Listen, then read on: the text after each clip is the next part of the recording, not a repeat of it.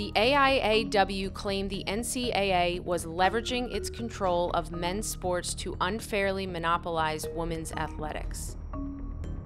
It was all about finances because AIW didn't have the financial resources to pay for women's teams to go to championships, and the NCAA did. They had all of their profits from men's championships where they could say to all schools, you don't have to worry about spending money on postseason play for women. I can save you $50,000, $60,000 a year. And at that time, no one wanted to spend more money on women's sports. Quite honestly, I would have preferred to play in the AIW because they were the ones that sponsored tournaments all along. But the problem was that there you would have to pay your own way. Cheney was a small school that didn't have scholarships. We had 3,000 students. We didn't have any money. And the only ammunition the women had was philosophical.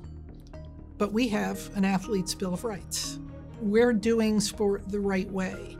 Are we going to follow in the footsteps of men's athletics, or are we going to do the right thing for kids? As the legal battle played out in court, women's programs were given a choice for the 1981-82 school year. Stay with the AIAW or jump to the NCAA. We believed in the AIAW.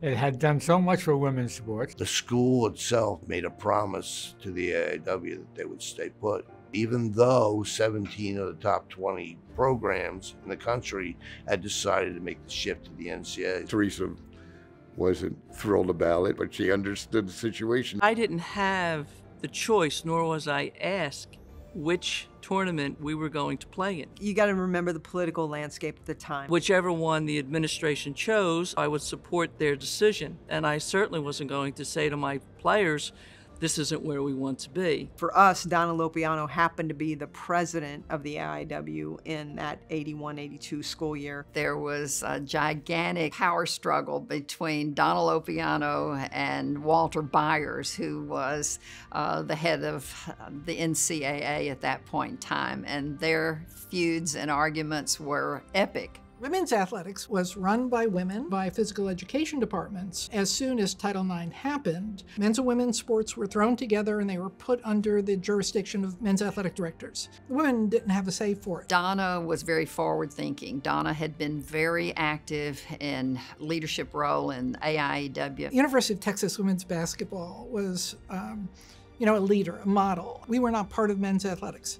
We had a separate women's athletics department. There were only 9 schools in the country like that. Donna insisted that we were going to show our loyalty to the AIAW and not to give in to the NCAA. I remember very vividly how much I disagreed with that decision. That 81-82 school year was tough for a lot of coaches like Coach Conrad. As a coach, you feel like you want your team to have the most publicity, and you wanted to play where the majority of the teams were playing. I knew that the AIAW championship would not have the same media coverage as the very first NCAA championship. Jody and I would always have these conversations. At that moment in time, it was an issue of principle that we disagree.